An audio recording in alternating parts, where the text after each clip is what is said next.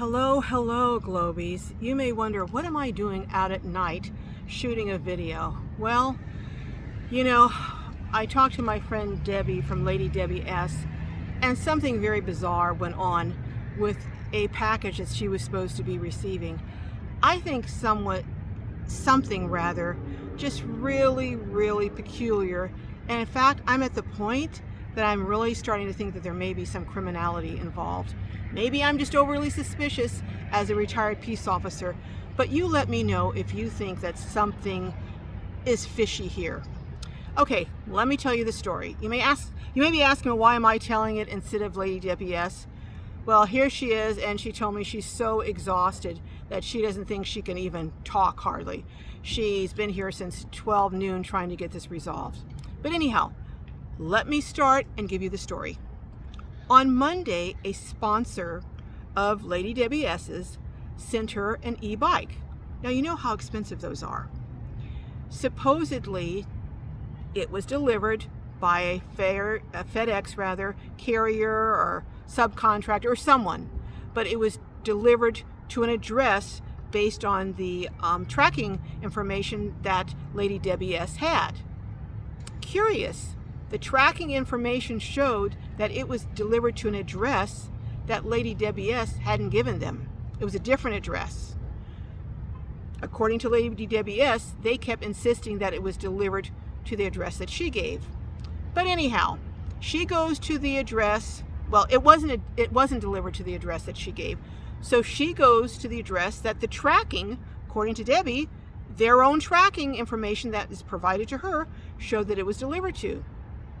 She goes there, there's other FedEx packages there, but no one there has seen sight or hair of this package.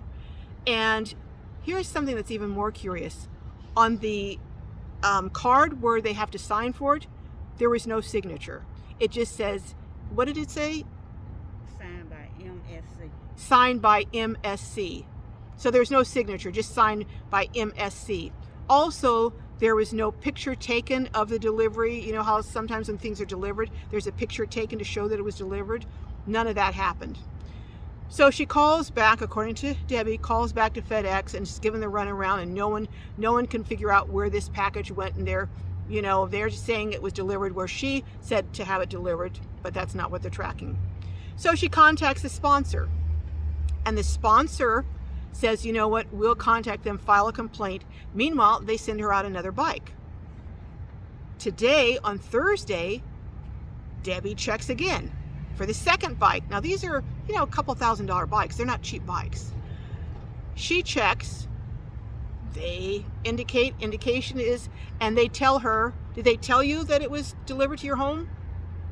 Yes, at one point. Okay, they tell her, she called and she checks with FedEx.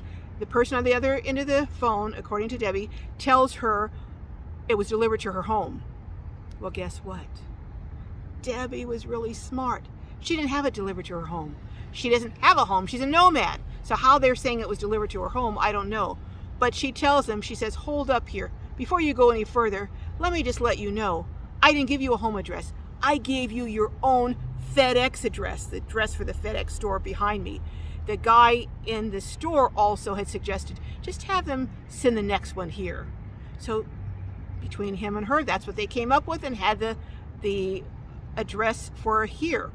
Well, when Debbie tells the person on the phone that the address that it was supposed to be delivered to was FedEx office, all of a sudden, according to her, they get real nervous. And they said, well, hold on, we'll get back with you in a minute.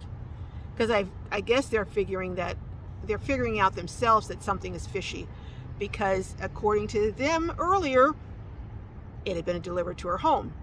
So they come back on the line.